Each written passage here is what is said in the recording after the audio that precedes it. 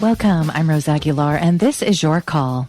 Vice President Kamala Harris has chosen Minnesota Governor Tim Walz to be her running mate.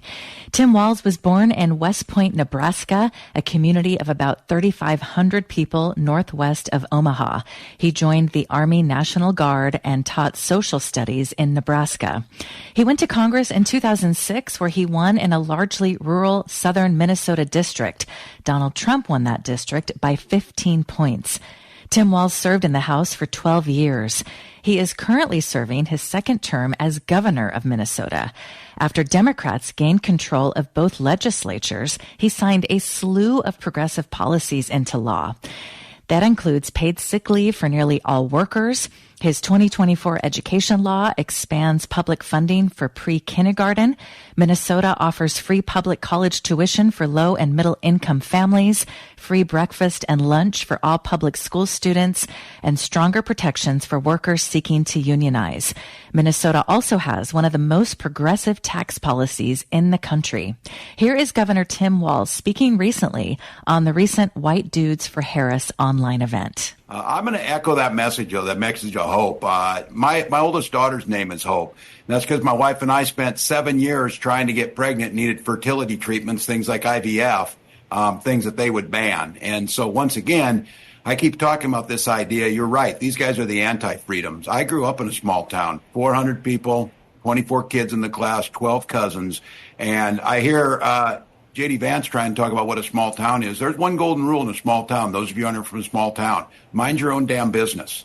We don't need them. I don't know who's asking for this crazy stuff that they're pushing. Who's asking to ban birth control? Who's asking to raise the price of insulin? I'm a Legion Club member, and none of the dudes there are asking to cut veterans benefits like Project 2025 does. So look, that's not where folks are at. I represented a rural district. Donald Trump won it by 15 points in 2016 when I won. Those are folks that want a fair shot. We need to point out to this. The reason rural America hurts is because robber barons like these guys have come in there. These are the guys that take money out of our public schools for private schools to give vouchers to people already going to private school. They undermine the basic social safety net that makes this country great. So when I hear you on here, I heard Josh talking about hope. That is exactly right. That's what we need. And then coupled with that, because my wife reminds me of this, she said hope is the most powerful word in the universe, but it's not a damn plan. We need a plan to win, and that's what you guys are doing. That's what smashing that button does. That's what's calling. And again, this is preaching to the choir, but the choir needs to sing. The choir needs to sing. This is our moment. This is not just transformational for one election. This is transformational for several generations. But here's the thing that I take a responsibility for. We're not in this alone. The rest of the world needs us to be here. These guys throwing our NATO allies under the bus, the idea that they don't care what happens in the rest of the world, not addressing climate change that's going to impact communities that are less fortunate than anyone else. Those are the things it has to do. We have communities that are going to pay the price because we don't address it. Here's the great news. How often in 100 days do you get to change the trajectory of the world? How often in 100 days do you get to do something that's going to impact generations to come? And how often in the world do you make that wake up afterwards and know that a black woman kicked his ass and sent him on the road? And you know that's something that guy's going to have to live with for the rest of his life. So I got to tell all of you, please do what you can. Please talk. Look, I got Florida Man as a brother. We all got him in our families. But these are our neighbors and our relatives. And at heart, they're good people. They're not mean-spirited. They're not small. They're not petty like they hear on stage. They're angry. They're confused. They're frustrated. They feel like they got left behind sometimes. But we can get out there, reach out, make the case. And for one thing, don't ever shy away from our progressive values. One person's socialism is another person's neighborliness. Just do the damn work. That is Governor Tim Walz speaking on the recent White Dudes for Harris online event. So what do you make of this pick? What do you want to know about Tim Walz? What message do you think Vice President Kamala Harris is sending by choosing Tim Walz to be her running mate? You can give us a call at 866-798 888-848-8255. You can also email your call at kalw.org. Joining us is David Dayen, executive editor of the American Prospect and author of 2 books, including Monopolized, Life in the Age of Corporate Power. David's got a piece out about Tim Walz today called Tim Walz from Small Town Minnesota to the Campaign Trail. Hi, David. Thanks for joining us again. Thanks for having me, Rose. Well, what are your thoughts on this, David? What message do you think Kamala Harris is sending by choosing Tim Walz to be her running mate?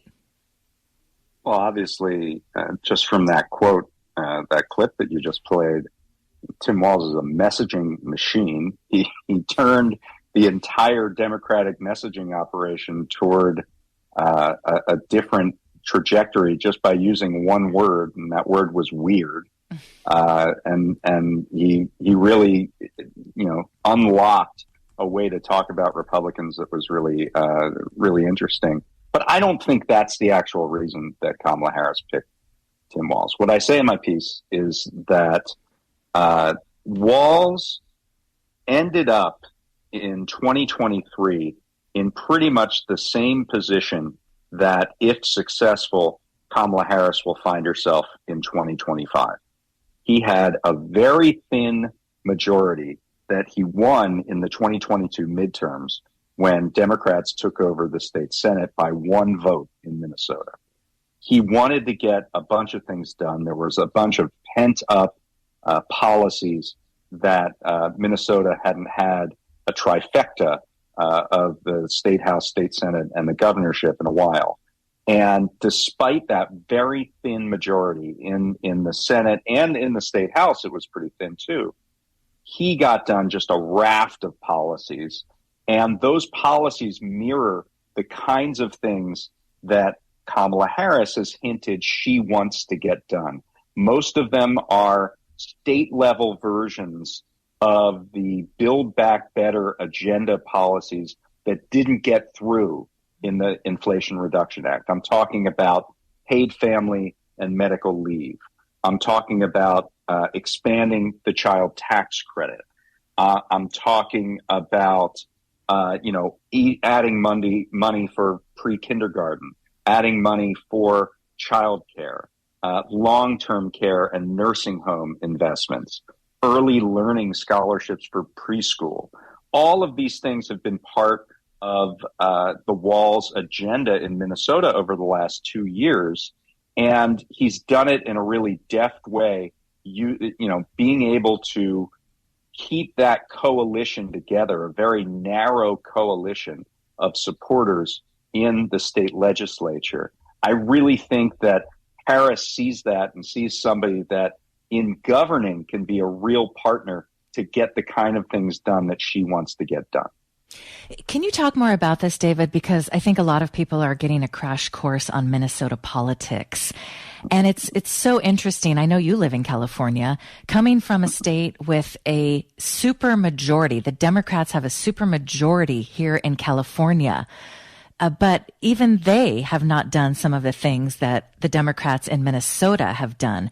So can you tell us more about how all of this happened so quickly? Yeah, it's really something. I mean, as I said, there wasn't a Democratic majority in Minnesota in all levels of government for a while. So there were a lot of pent-up policies that grassroots activists were working on. There are certain organizations, including faith groups, that are very well connected on the ground in Minnesota, in addition to the state's unions, SEIU being one of the big ones. And they really all work together with the legislature and the governor to move this agenda forward. There was a massive labor bill that passed that included this, family and medical leave, which has up to 12 weeks of benefits with a progressive replacement rate. So lower income people get a higher percentage of their income back when they're on leave.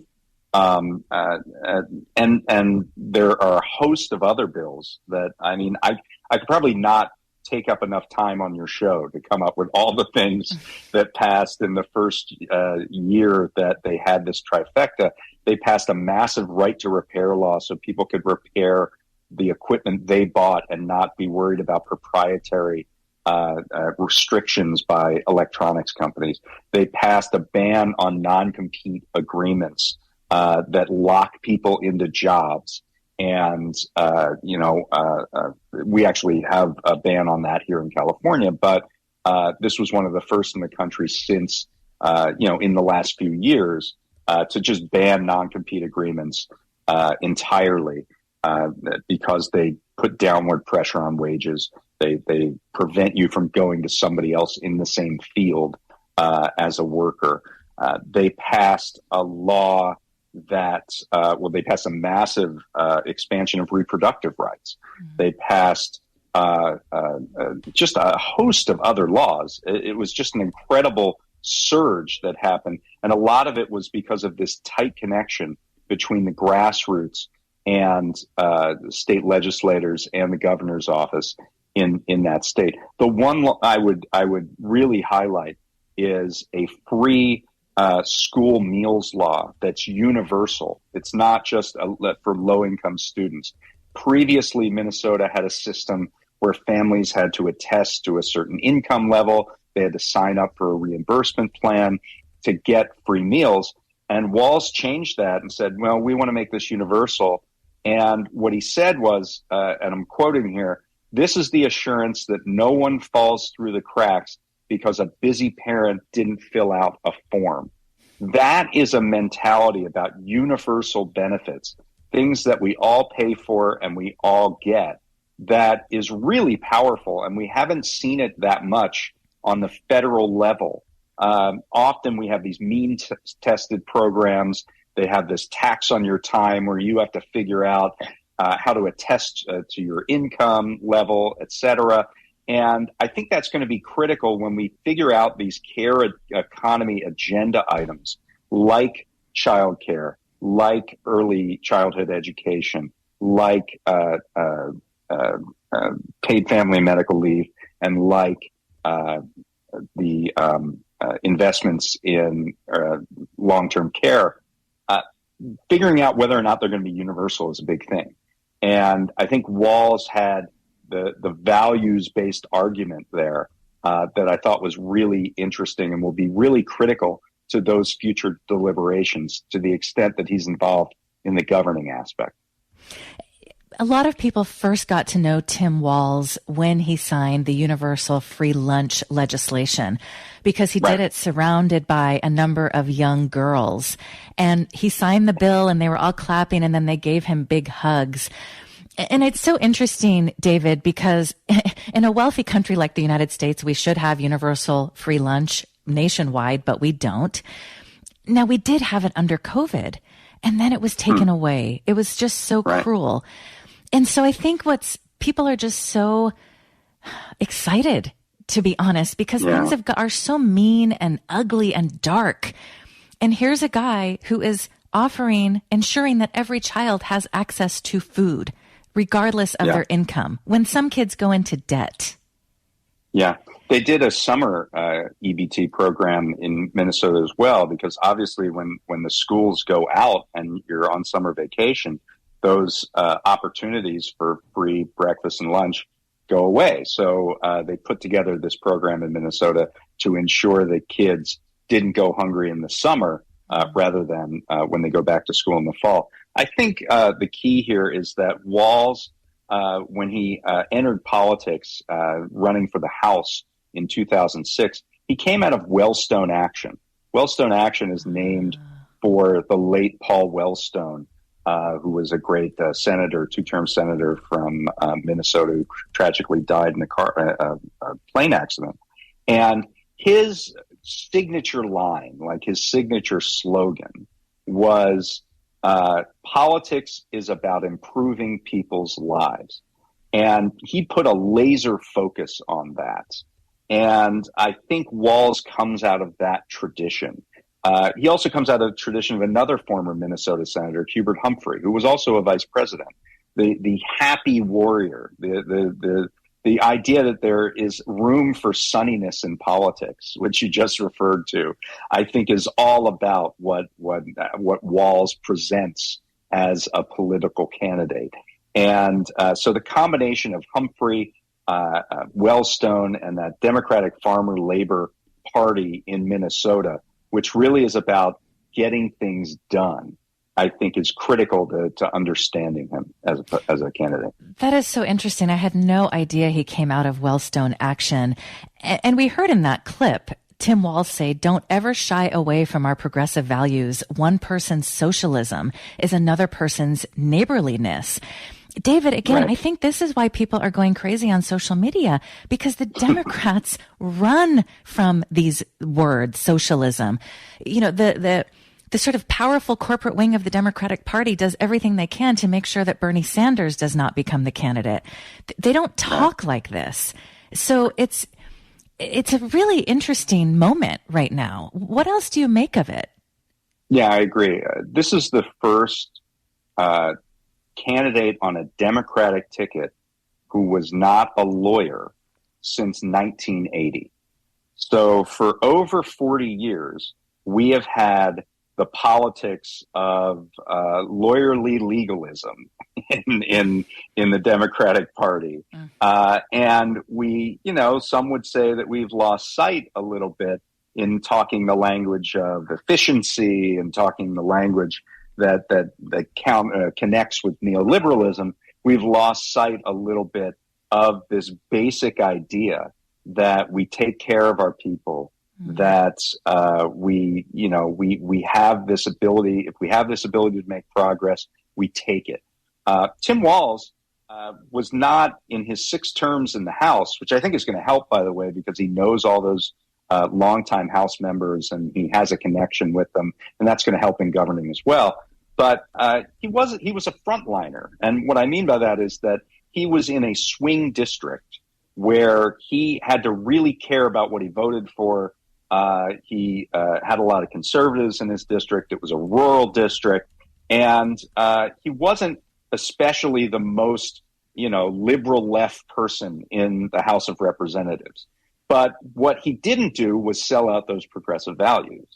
And he wasn't like in the Blue Dog coalition, right? He was a frontliner, and he, had to pay attention to his votes, but he wasn't, necessarily antagonistic to the mainstream Democratic agenda and to the liberal agenda.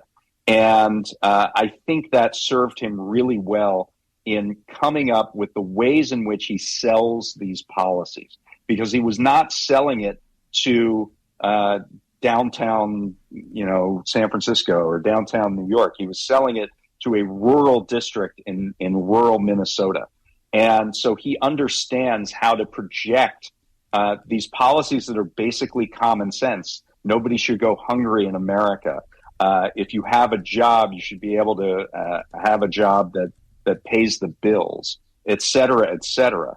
I think he's honed that vision through tough elections throughout his political career.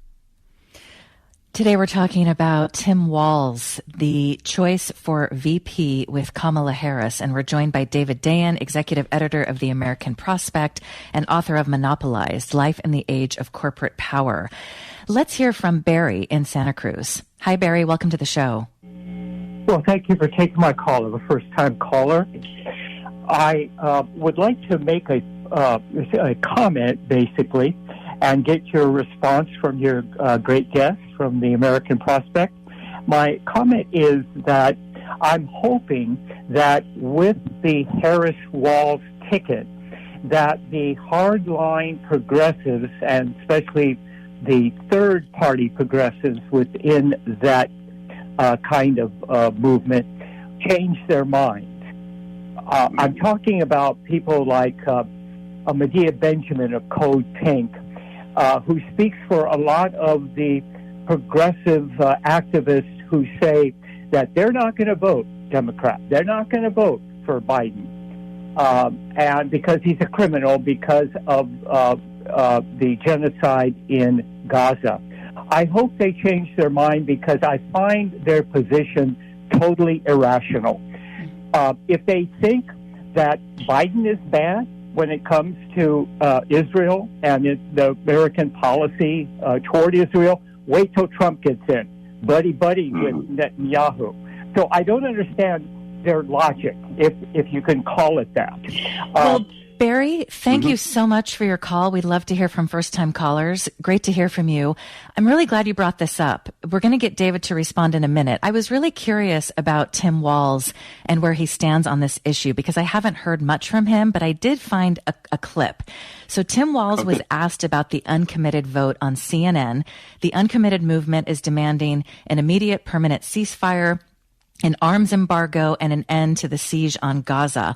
Almost 41,000 people voted uncommitted in Minnesota's primary. That is 19% voting uncommitted. Here is Tim Walz. Look, they're engaged. We're really proud in Minnesota. Civic responsibility. We have some of the highest voter turnouts. These are voters that are deeply concerned, as we all are.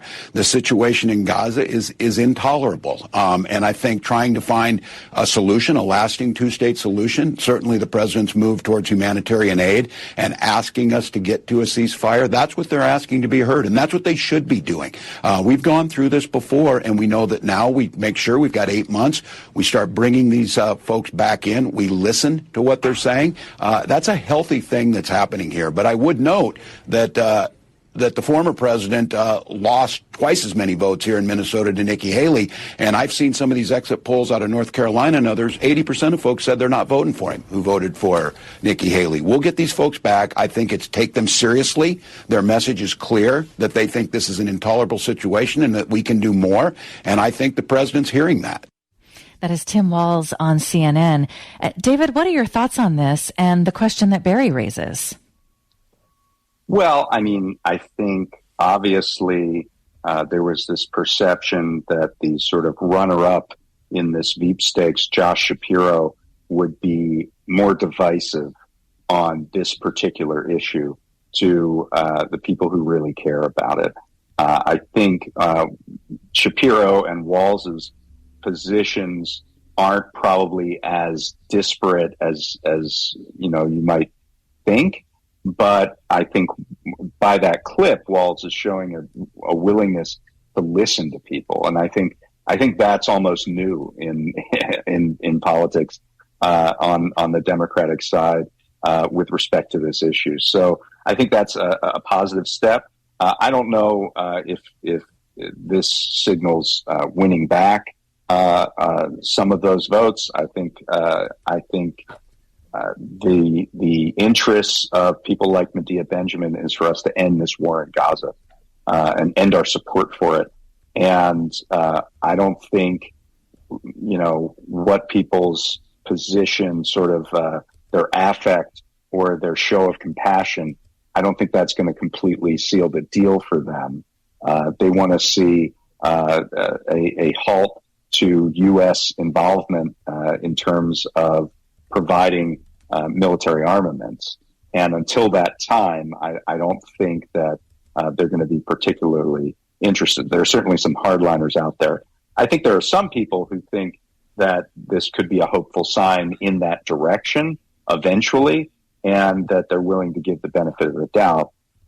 So we'll see what happens there. I do think that Walz, as a veteran, as someone who immediately supported the Iran deal that President Obama signed, has instincts on foreign policy that I think could be an asset to the ticket. David Dayen is executive editor at the American Prospect and author of 2 books, including Monopolized, Life in the Age of Corporate Power. David wrote a piece today called Tim Walz, From Small Town Minnesota to the Campaign Trail. It's been a stunning run for the long-shot vice presidential nominee, but his recent activity in Minnesota really mirrors what Kamala Harris will face legislatively if she wins. You can find it at kalw.org, click news, and then your call. Thanks so much for joining us, David. All right. Thank you. Thank you. And just a couple other things to share with you. Dr. T. Anasi Wilson tweeted this morning. He lives in Minnesota. It was Governor Tim Walz that took the George Floyd case from the local DA, someone black folk didn't really trust, and had Keith Ellison take the case. There's no way there would have been any convictions without that move. So that's really interesting to learn about. One more thing from Elizabeth Hidalgo Reese, who's Nambe Pueblo. She writes, Tim Walz is a chef's kiss pick for Native Americans. This guy picked White Earth Nation citizen Peggy Flanagan as his lieutenant governor. If Harris and Walz win in November, Peggy Flanagan will become the governor of Minnesota. This is really unbelievable. The first ever Native American to be a governor of any state in this country. She also says Tim Walz taught on the Pine Ridge Indian Reservation and was the first governor to visit all 11 Minnesota tribes. So just a few other facts about Governor Tim Walz. After a break, we'll continue talking about Tim Walz with Daniel Marin, senior politics reporter at HuffPost. This is Your Call. We'll be back after this. This is Your Call. I'm Rose Aguilar. Coming up tomorrow, we'll continue our Project 2025 series by focusing on the plan to dismantle U.S. climate policy. The Sierra Club says while Donald Trump wines and dines oil and gas executives, Project 2025 threatens to squander the narrow time window we have for climate action and actively fan the flames of a world on fire. So how are climate groups responding? If you have a show idea or a guest idea, you can email your call at kalw.org. Be sure to listen to and share all of our past shows and our Project 2025 series. You can find it at kalw.org. Click news and then your call. And if you have any questions or comments about Kamala Harris choosing Minnesota Governor Tim Walz to be her running mate, what do you think of this news? What do you think this message sends? It really is a very different time for the Democratic Party. We were just talking about this with David Dayen. You really have a lot of corporate Democrats doing whatever they can to make sure that progressives don't win. I mean, we see it time and time again. And Minnesota Governor Tim Walz says he is a proud progressive, and he uses the word socialism. So what are your thoughts on this? You can give us a call at 866-798-8255. You can also email your call at kalw.org. Now we'd like to welcome Daniel Marins to the show. Daniel is senior politics reporter at HuffPost, and he has a long piece that he wrote last June called How Minnesota Democrats Passed a Raft of Progressive Legislation with a One-Seat Majority. Hi, Daniel. Thank you so much for joining us. It's great to be here. Thank you for having me. Well, great to have you. So what message do you think Kamala Harris is sending by choosing Tim Walz to be her running mate? Well, I think there's the question of what message she is sending deliberately. And I think the message she is sending deliberately is that she sees Walz as an asset in the key Great Lakes states, the blue wall states of Pennsylvania, Michigan, and Wisconsin, and that she has personal chemistry with him. But I think whether it is her intention or not, there is no question that this is probably the optimal outcome for progressives. This is somebody who, as you mentioned, is not afraid to say that he's a progressive, is not afraid even to invoke socialism. I, in fact, just heard him the other night on the White Dudes for Harris call, and he had a line where he said, you know, we've got to talk to our rural neighbors, we've got to talk to people who are not like us. He knows plenty of them, but not compromise on, quote, our progressive values, because he said, quote, one person's socialism is another person's neighborliness. So that is the net impact. And of course, as you mentioned, I covered what was dubbed at the time kind of the Minnesota Miracle 2.0. This was a rare instance in which, after the 2022 elections, Democrats had what's known as a trifecta. They controlled both the State House of Representatives and the State Senate in Minnesota, but the State Senate really only by one vote. And Tim Walz, rather than thinking, well, I better worry about holding on to these chambers, or I better worry about what, let's say, affluent swing seat voters in the Twin City suburbs, who have become an increasingly important part of the Democratic coalition in Minnesota, think, I will, in his words, burn political capital. And he really waved through a list of progressive bills that I think would be the envy of California and even New York, everything from a Medicaid buy-in, free school lunches, a full phase-out of fossil fuels in the state by 2040, paid family leave, money for childcare, tuition-free public college, and the list goes on. You also have a few other things that I think are really important. We have a lot of listeners who rely on Social Security. Middle-class seniors will no longer have to pay state income taxes on their Social Security benefits in Minnesota? That's right. This is, when we look at state and local politics, one of the even from the perspective of the left, one of the things that comes up is specifically the tax burden of people on fixed incomes. We hear about that a lot when it comes to property tax relief for seniors who have been living in their homes for a really long time. And of course, taxes on Social Security benefits.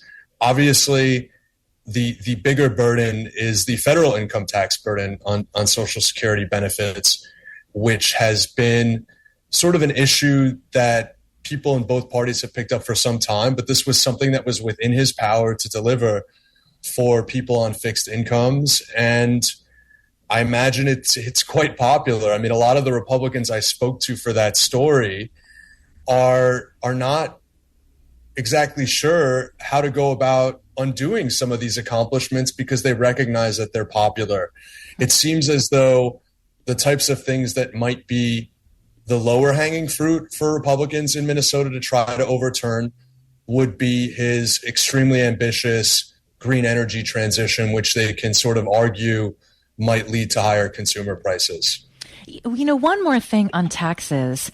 I was reading a piece from January in the Minnesota Reformer. A recent report named Minnesota's tax code the most progressive in the U.S., meaning that Minnesota's state and local tax system does more to reduce income inequality than that of any other state in the country. This is a report Who Pays from the Institute on Taxation and Economic Policy. They found that because most states have very regressive tax codes, meaning lower earners pay a larger share of their income than the rich, Minnesota state and local effective tax rates are fairly flat across income groups, especially outside of the lowest 20%. The chart shows effective tax rates for Minnesota with the highest 20% broken out into subgroups. So in Minnesota, the rich pay more. This is really important information because you have people like Elizabeth Warren, Bernie Sanders, and other progressives really trying, and President Biden apparently even backed this proposal just to ensure that people making over $400,000 a year pay more in taxes. And when we say that, we have to remember that we had the George W. Bush tax cuts for many, many years, and then, of course, the Donald Trump tax cuts for the wealthy. So in effect, it's not like they're raising taxes. They want to really bring it back to where it was. Yeah, this is, I think, a great point. I don't want to credit Walz entirely for Minnesota's illustrious progressive history, but he did sort of create a new child tax credit for families that will probably effectively mimic a lot of what President Biden tried to do in his first year in office before it expired without the support of Joe Manchin and perhaps others in the Senate, and therefore allowing it to expire. But the Minnesota model is an interesting one to look at. And when I described this, or people described it to me, his first year in office as the Minnesota Miracle, the first year of his second term in office, that is 2023, as the Minnesota Miracle 2.0. The Minnesota Miracle 1.0 actually occurred in the early 70s when there was an effort to make public school funding in the state more progressive and more reliant on state income taxes than on local regressive property taxes. And so there's a history here, and it's even in, I would say, the name. The Democratic Farmer Labor Party in 1944, at the time, Democratic Senator Hubert Humphrey, who would go on to become the vice president, united what were originally three parties: one a farmer party, one a labor party for particularly the iron ore miners in northeastern Minnesota, which is still a union-heavy blue-collar area, though one that is creeping away from Democrats. He united them under the same umbrella as Democrats to form the Democratic Farmer Labor Party. And while the party's coalition has changed, much as it has across the rest of the country, with the party actually really losing a lot of its once blue-collar base, both in the northeastern Iron Range, but also in the agricultural western and southern parts of the state, including the seat that Tim Walz used to represent in the House. The party, of course, has replaced that largely with suburbanite voters in the Twin Cities areas, but it, I think for institutional memory reasons, has not abandoned that centering of bread and butter economic and class issues. And this is a through line we see, whether it's from the late Senator Paul Wellstone, who believed in that, Attorney General Keith Ellison, who is kind of a progressive here on multiple fronts, and of course, Tim Walz himself. And again, just to hammer this point home, Walz had certain more socially conservative stances when he was serving in the House. He once had a warm relationship, for example, with the NRA and an A rating from them. That was something that changed when he ran statewide for statewide office. So this is not somebody who is above making political calculations with his beliefs. But I remember interviewing him when he was running for governor in 2018. And I noted that his opponent, a Republican, said to him, had an ad saying essentially, if you want single-payer health care and sanctuary cities, you can vote for Walz. And Walz said to me, is that an ad attacking me or is that an ad for me? And so this is a guy who has really always seen these as winning issues. It may not be the exact same political calculus in every state, but it's really part of the political heritage there. We're speaking with Daniel Marin, senior politics reporter at HuffPost, and we are talking about Minnesota Governor Tim Walz, who was chosen just this morning to be Kamala Harris's running mate. What do you think of Tim Walz? You're probably learning a lot more about him, like we all are, learning a lot about the state of Minnesota. What questions do you have? What message do you think this sends? Do you think that because of what we're hearing about Tim Walz and these progressive policies in Minnesota, that this might be a turn for the entire Democratic Party? Because we've seen progressive policies introduced, but they either don't get out of the House, or you have someone like a Joe Manchin or a Kyrsten Sinema either refusing to vote on these bills or completely diluting them like they did with the original version of Build Back Better. You can give us a call at 866-798-8255. You can also email your call at kalw.org. You talked about Minnesota setting a goal of moving to 100% carbon-free energy by the year 2040. Now, this is really important. And I wish this got more media attention, because this election will determine whether or not action is taken on the climate crisis. We've had so many scientists on who say we need to take real action by 2030 and then again by 2040. So just to talk a bit more about this, I'm reading now from a piece that you linked to in your article for HuffPost. This is from NPR News. It says, Governor Tim Walz signed a bill that requires the state's electrical utilities to transition to 100% carbon-free energy sources by 2040. The move puts the state on a 17-year timeline to transition electrical utilities away from power sources such as coal and natural gas that produce carbon dioxide.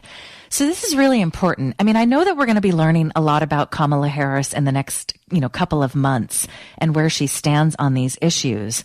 But what do you think this move says? The fact that Tim Walz signed this bill, what does it say about where you think Kamala Harris what her policy prescriptions will be on the climate crisis?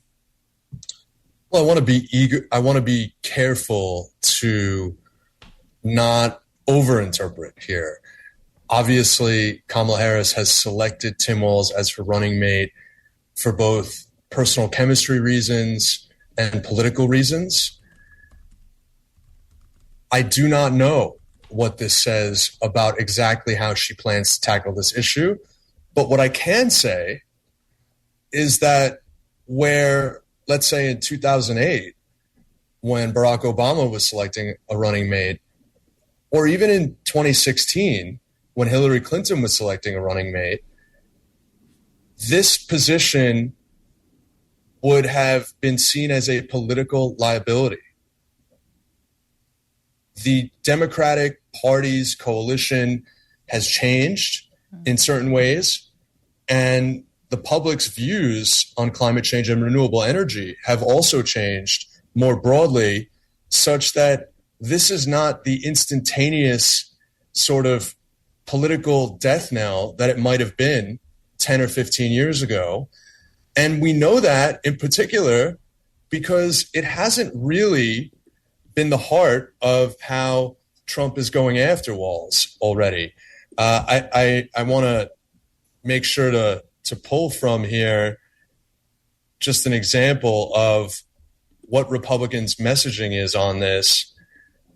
The headlines are that the things they're leading with are simply support for the Biden agenda, generally his support for all the various Biden bills, and then secondly, immigration and his support for not cooperating with federal authorities when arresting undocumented immigrants, and of course his conduct in the wake of the protest movement, some of which turned violent in Minneapolis in 2020. Those are sort of the top line messages. They do not see this as one of the top 3 points they want to make about Tim Walz. And to me, that suggests that the country has fundamentally changed on this topic. We don't have a clear idea yet, though, of what the Democratic presidential nominee, Kamala Harris, plans to do on this topic, because frankly, there is not yet an issues page on her website. And so there is still a lot to be determined in that regard. What I would say is, what is clear is President Biden obviously passed, I think, what we can credibly call our only ever federal climate legislation, which was mainly a package of carrots rather than sticks. In other words, incentives to invest in renewable energy, to adopt electric vehicles in a variety of different ways. But we do know that when Republicans take office, whatever wing of the Republican Party they are from ideologically, they appoint judges that severely restrict how federal agencies can regulate the environment, and they tend to undo or push back against even things as simple as vehicle emission standards, which are a benefit to consumers as well. You also report that in Minnesota, a law restoring the voting rights of felons who've completed their prison sentences expanded the franchise to 55,000 more people, 55,000. Minnesotans serving life behind bars for crimes they committed as minors are eligible for supervised release 15 years into their sentence. To that point, I just wanted to mention, again, just we're all learning this in real time. Kyla Hal Stern, a content director on Twitter, wrote, "Let's also talk about Tim Walz's wife, Gwen Walz, and what it would mean to have a second lady passionately dedicated to expanding educational opportunities for incarcerated people." Again, Tim Walz's wife, Gwen Walz, has dedicated her life to education. She has worked across the country to bring educational opportunities to incarcerated women and men. And she's also worked in alternative schools. She's worked in migrant schools. So that's something interesting to learn about. You also report that there's the new state law that protects abortion rights. Just reading from the AP here. In January, Governor Tim Walz enshrined the right to abortion and other reproductive health care into Minnesota statutes, signing a bill meant to ensure that the state's existing protections remain in place no matter who sits on future courts.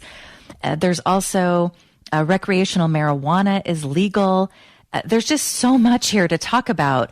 Now, you mentioned Trump. The Trump campaign sent out an email this morning saying that Tim Walz is going to unleash hell on earth in capital letters. So we know how the Republicans are going to respond to this. I also want to talk about the media coverage and what you think is to come, because I'm already hearing, I listened to the cable shows this morning, and they're already saying, should Kamala Harris have chosen a more moderate Democrat? Is it smart to choose a progressive like Tim Walz? I played this clip last week, but I think that we should play it again. So this is Tim Walz on CNN, and listen to how Jake Tapper frames this question. Of all her potential running mates, you might have the most progressive record as governor. I know you were more of a moderate when you were in the House, but you've legalized recreational marijuana, you passed universal background checks on guns, you expanded LGBTQ protections, you implemented tuition-free college for low-income Minnesotans. There's free breakfast and lunch for school kids.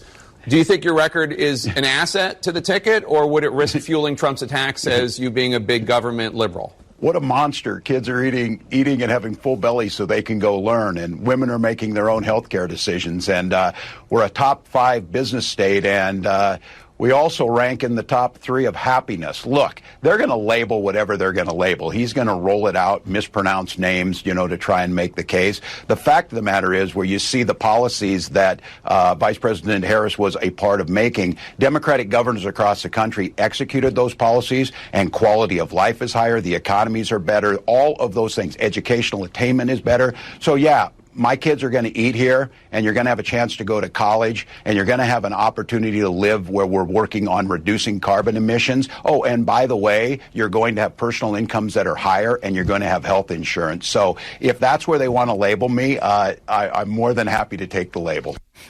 So what are your thoughts, Daniel? I mean, we know how the Republicans are going to label Tim Walz. We're going to see this socialism clip all over the place. But what do you think about major media and how they're going to cover him?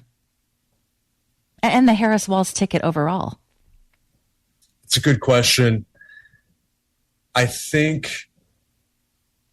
look, everybody's looking for an angle.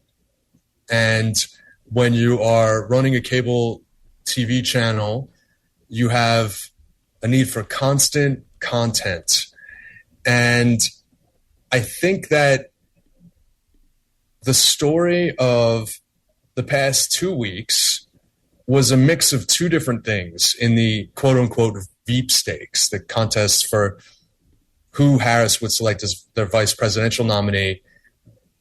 One was Tim Walz emerging as a breakout star in terms of his ability to just speak off the cuff, cogently and forcefully on TV, and in particular as an attack dog against Republicans. He obviously sort of is credited with coining the term weird to describe J.D. Vance and Donald Trump. The other was that Pennsylvania Governor Josh Shapiro was essentially under consistent fire for either being too disparaging of pro-Palestine protesters, and then that sort of became a cascade of different stories and questions about his bona fides on various ideological hot-button issues, whether his support for private school vouchers or some other personal or professional scandals. I think now that they have essentially helped dispatch with Shapiro and having elevated Walz, they seem to be hungry for a story of, well, was this really the right decision? The reality is the response that Walz gave there is a major part of why he was selected. He is simply good at speaking on television, and he has a certain, frankly, he's a white guy, which given the sort of lingering racial stereotypes in this country diffuses some of the fears of political radicalism that people have. It's unfortunate, but I think it's still true. But he has an avuncular quality. He is a sort of middle-aged former social studies coach, former social studies teacher and football coach Army National Guard veteran who has a very distinctly Minnesota nice quality to him. And in politics, the conversation is never just about policy. It's also about, for lack of a better term, vibes. We know that not everybody sees Donald Trump as a right-wing radical because they actually enjoy parts of his demeanor. I think that the same could be said of Tim Walz and some of these fears that are being put out there about him being quote unquote too progressive. Does this have the air of plausibility to people? And I think given his demeanor and seeming frankly normal, quote unquote, that dog is unlikely to hunt. Well, and if you look at polling, the majority of the policies that have been passed in Minnesota are widely popular across the country. And, you know, when these policies hit the airwaves, like when Bernie was running, everybody said, how are you going to pay for that? Which obviously we can have that conversation. But we also have to talk about the fact that, you know, the CBO estimates that in 2018 and the 2017 tax cuts cost $2 trillion over 10 years. If Trump's tax cuts were extended, they would cost $4 trillion over the next decade. But at the end of the day, these policies are very popular across the board, and we only have about 30 seconds left. I think you're absolutely right that the heart of Tim Walz's Minnesota agenda is quite popular. I think, as always, there are some progressive policies that are easier to sell when under fire than others. And that's maybe something that the polling doesn't always show. But as I said, I don't think this is going to have the air of, I don't think these kinds of attacks are going to resonate as easily as Republicans think with Tim Walz. Daniel Marins is senior politics reporter at HuffPost. You can find the lengthy piece he wrote last June, how Minnesota Democrats passed a raft of progressive legislation with a one-seat majority. Party unity and a political rebound years in the making produced the Minnesota Miracle 2.0. Daniel, thanks so much for your reporting, and thank you for joining us. Thank you. Thank you. Thanks to Kevin Vance for engineering our show today, and thank you for joining us. I'm Rose Aguilar. It's your call.